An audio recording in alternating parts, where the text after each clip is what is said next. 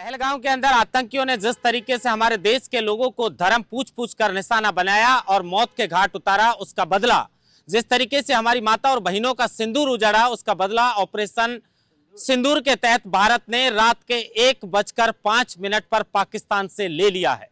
पहले उरी के हमले के बाद पाकिस्तान को सबक सिखाया, उसके बाद पुलवामा हमले के बाद पाकिस्तान को सबक सिखाया, तो अब पहलगाम के अंदर जिस तरीके का कृत्य इन आतंकियों ने किया है, निहत्ते हमारे देश के सैलानियों पर धर्म पूछ पूछ कर जिस तरीके से गोलियां चलाई है, उसका बदला भारत सरकार और भारतीय सेना ने ले लिया है। आज राजस्थान के अंदर इस एयर स्ट्राइक के बाद जो है वो 2 एयरपोर्ट जो हैं उनको पूरी तरह बंद कर दिया है और जयपुर एयरपोर्ट की 4 फ्लाइटें रद्द कर दी हैं। बॉर्डर से सटे जो इलाके हैं उनमें हाई अलर्ट मोड पर जो है वो लगा दिया गया है। तो वहीं अब राजस्थान की जनता मेरे साथ है, जो इस जवाब देने के बाद क्या कुछ सोचती है, बातचीत करेंगे।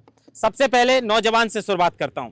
जिस तरीके से 15 दिन से भारत चैन की नींद नहीं सोया, एक ही उनका मिशन था कि किसी भी तरीके से पाकिस्तान को सबक सिखाया जाए। रात के 1:05 पर जब पाकिस्तान चैन की नींद सो रहा था, उस वक्त उन माता और बहनों के सिंदूर का बदला भारत ने पाकिस्तान के 9 ठिकानों को जो है वो ठिकाने लगा कर लिया। जिस तरह उरी के 11 दिन बाद, पुलवामा के 12 दिन और पहलगाम के 14 दिन बाद जो भारतीय सेना ने ये ईंट का जवाब पत्थर से यानी आतंकवादियों की गोली का जवाब मिसाइलों से दिया है, ये बहुत ही सराहनीय है।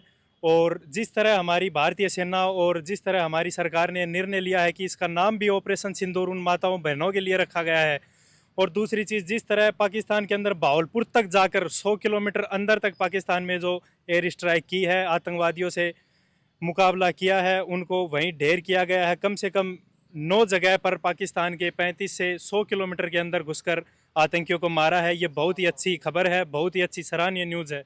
इसको होना ही था, आज नहीं तो कल होना था। अगर आगे से पाकिस्तान ऐसा काम करेगा तो फिर होगा, इससे बड़ा होगा और ज़रूर होगा। फिर होगा, पाकिस्तान जिस भाषा में समझेगा उसी भाषा में समझाया जाएगा। क्या कहना चाहते हैं? जी बिल्कुल, सबसे पहले मैं हमारे देश के सैन्य बलों को बहुत बहुत धन्यवाद करना चाहूँगा, क्योंकि उन्हीं के माध्यम से हमने पाकिस्तानी आतंकवादियों को और पाकिस्तानी आवाम को एक बहुत ही करारा जवाब दिया है। जिस दिन से पाकिस्तानी आतंकवादियों ने हमारे देश के माताओं और बहनों का सिंदूर उजाड़ा था, उसी दिन से हमारे देश ने पूरे एकजुट होकर ये फैसला ले लिया था। बस एक सही समय का इंतज़ार था, वो सही समय आज आ गया है और हमने कर दिखाया है। दूसरी बात मैं यही कहना चाहूँगा कि भले ही हमारे देश में राजनीतिक पार्टियों के बीच में तकरार हो, लेकिन जब जब दुश्मन देश हमारे देश पर कब्जा करना चाहेगा, तब तब हमारा देश पूरा एकजुट होकर खड़ा रहेगा और दुश्मन देश को करारा जवाब देगा।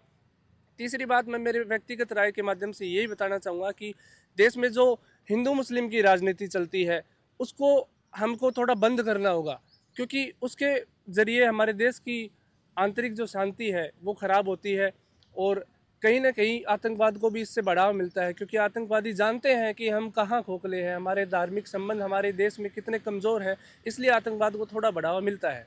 बड़ी बात कही है कि हमारे देश में राजनीतिक पार्टियां भले ही एक दूसरे पर प्रहार करती होंगी, लेकिन जब मुद्दा देश का आएगा तो हम एकजुट होकर खड़े हैं। इसके बाद बातचीत इनसे करेंगे। क्या कहना चाहेंगे? करारा जवाब दिया हिंदुस्तान ने पाकिस्तान को। ईंट का जवाब पत्थर से नहीं, ईंट का जवाब गोला से, मिसाइल से दिया। बहुत बढ़िया, मोदी जी को धन्य, बहुत धन्य। हिंदुस्तान की फौज को बहुत बहुत धन्य। और पूरे जो पॉलिटिक्स पार्टी हैं सबने एक साथ मिलकर एक आवाज उठाई है, जय हिंद बोला है, उसके लिए सबको बहुत बहुत धन्यवाद। और ऐसे आगे बढ़ते रहो और पाकिस्तान को ठोकते रहो। पाकिस्तान को ठोकते रहो। बहुत बुजुर्ग हैं, क्या कहना चाहेंगे? यही भाई, हिंदुस्तान हमेशा जब भी संकट पड़ा है हिंदुस्तान के ऊपर, हिंदुस्तान एक हुआ है और अगले को मात दी है, और ऐसा ही होता रहेगा। पाकिस्तान पूरी तरह से बौखलाया हुआ है। ईंट का जवाब पत्थर से नहीं, गोला बारूद से दिया है और सिंदूर उजाड़े थे और कहा था कि मोदी जी से और आपके देश में जाकर कह दीजिए कि किस तरीके से आतंकियों ने जो है वो आपके स्वाग को उजाड़ा है। सिंदूर उजाड़ने का बदला ले लिया है और पूरा देश एक होकर के लिया है, यही कहना चाहता हूँ। तो क्या कहना चाहेंगे सर? बदला लिया है पाकिस्तान से? बदला लिया। हाँ। जब भारत पे संकट आया तो भारतीय सेना ने जिस कदर से मुंह तोड़ जवाब दिया है, उसी का उदाहरण हमने रात को देखा और आगे भी ऐसा ही होता रहेगा। जहां भारतीय सीमा पे या कोई संकट आएगा, भारतीय सेना बड़े दम साहस से मुकाबला करती है और दुश्मन को खदेड़ती है। जब भारत के ऊपर संकट आएगा, भारत जो है वो एकजुट होकर लड़ाई लड़ेगा। और जिन माता बहनों का सिंदूर उजाड़ने का काम पाकिस्तान ने किया है, ऑपरेशन का नाम भी ऑपरेशन सिंदूर भारतीय सेना और भारत की सरकार ने रखा है। ये बड़ा मैसेज है कि एकजुट होकर भारत के 140 करोड़ हिंदुस्तानियों ने ये पूरा बदला लिया है। क्या कहना चाहेंगे इस मामले को लेकर? सर बहुत अच्छा काम किया है और जनता इस बात से बहुत खुश है कि इन्होंने जो किया है आतंकियों के खिलाफ, ये बहुत बड़ा कार्य किया है। मतलब सोच भी नहीं सकते, इतना मतलब खुश हो रहे हैं कि बता नहीं सकते सर। क्योंकि जिस तरीके से इन्होंने कायराना हरकत की है, 26 निर्दोष जनता को इन्होंने मारा है, उसका आज पूरा बदला हुआ है। मैं तो ये चाहता हूँ इनका काम तमाम हो जाए।